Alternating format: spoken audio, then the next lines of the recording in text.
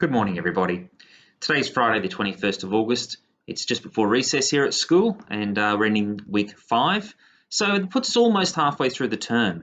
And I think it's fair to say this has been probably the biggest week of the whole term. It started off with an update from the New South Wales government around how schools are going to be run for the rest of term 3. And you would have seen the information in the video that I put out earlier in the week, as well as the handout that was sent home with the students.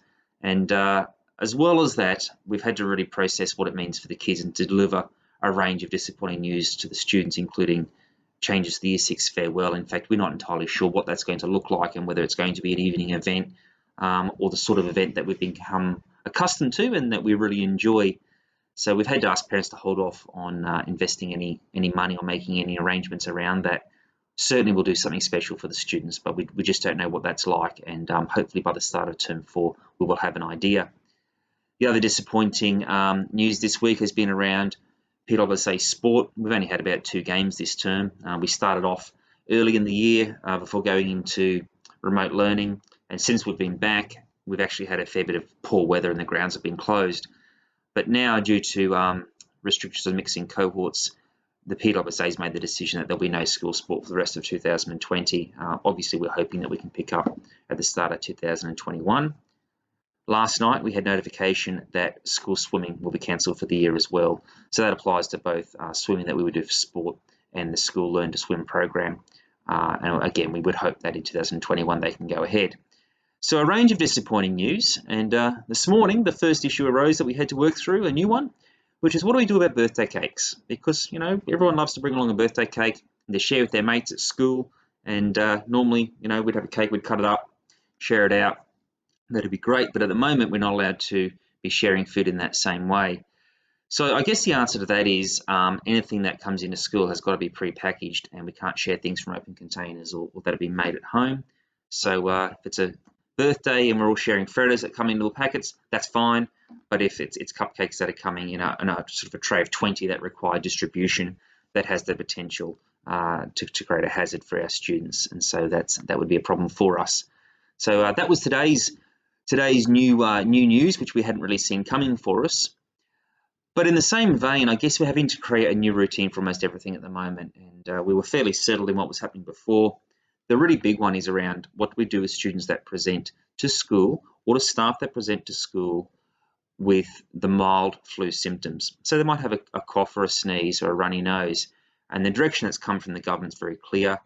Even a student with the mildest of flu symptoms needs to be sent home. And that's probably the easy part of it. The hard part of it there is those students can't return to school until we have a negative COVID clearance, which means that even if there's a very, very mild symptom, students sent home, they will then need to go and get tested, and we will need to have evidence of that test before they can come back to school. And that's challenging. No one wants to go and get tested unnecessarily. However, at the same time, it would be terrible to think that we had a student here that may have actually had COVID and that passed it on and we didn't know. So I guess that's what we were trying to really do.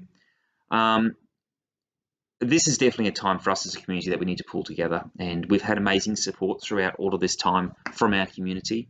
We do appreciate that the COVID testing requirement is challenging, and we do really ask for some support. Understand that Westbridge Park isn't making up rules around this. We're following the guidelines that are given by the New South Wales government, and that all schools are required to follow the guidelines, and it's sort of not a negotiation that we can have. It's a bit beyond my pay level to do that. So if you can work with us, that would just be fantastic, and to do appreciate that we're all in the same boat here. The other thing that we've had to do is to make sure that we are very, very vigilant with completing visitor to site forms. And to help with that, we've designed 2 options. One is the form that comes out from the Department of Education, which you sign if you're on the site for any reason, and that includes preschool parents, anyone that's here. As soon as you set foot inside the school gate, that form needs to be filled in. And it says that you're aware of hygiene measures, social distancing, and that you haven't tested positively for coronavirus, and that you're not a close contact of anyone either. So they're the things that we need to make sure we sign off on the form. But for some parents, and this is really the preschoolers, they come in and out of the school quite often, and filling the form in can be quite a pain. So what we've done is we've created a QR code. So on those occasions where we have a visitor, you can grab your phone, scan the QR code, fill in a couple of details, and we'll go straight to our system, and we've got those records for contact tracing you if we ever need it. So the other thing that I'll be trying to be very, very cautious about is to make sure that we're not having unnecessary meetings on the school site. We have been told that we shouldn't have any unnecessary people on the site. The Department of Education considers that would include unnecessary meetings, professional learning, as well as parents. So we need to make sure we really stick with that, and we're trying to make sure we're telephoning you, and that we'll be using a variety of techniques other than face-to-face meetings unless they're absolutely essential. And there are very few meetings that are essential face-to-face. We also have to make sure, and part of our school process has to make sure that we have appropriate distance between all adults. So I have to ask the community to help us out with this one, but we can't have parents too close to the teachers. So when we're outside of the gates and we're trying to marshal our students away, we do need to make sure that there's an appropriate distance between all of the adults outside as well as the adults inside.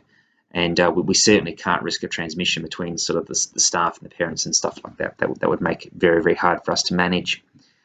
And the last thing, luckily this hasn't been an issue this week, but I can see the potential for it, is staff are in the same boat as students are regarding testing. So our staff, of course, have their own children in schools, and if they get sent home, they would have to arrange for those kids to be tested. And in fact, if we report to school, and we mustn't, but my job is, if a staff member reports with even the mildest of flu symptoms, it's my responsibility to send them home. But our staff are pretty good, and they're not going to come in if they do have those symptoms. They would then need to get tested, and sometimes that can take a day or two. And I anticipate that could put pressure upon some of our day-to-day arrangements. And this week we haven't had to split in classes or anything like that, but I think there is always the potential for that should we have a lot of the staff that end up with flu symptoms. But we will keep you in the loop as always, and I do thank everyone for your cooperation. I do appreciate that this is frustrating, but if you can work with us and to understand that we're not trying to make life hard for everybody, we're trying to make sure we're following the guidelines that have come out from the New South Wales government, and those guidelines are produced to make sure that the staff, the students, the community can be as healthy and as safe as possible. So from all of us here at Lethbridge Park, do have a great weekend, and I expect we'll be talking early next week.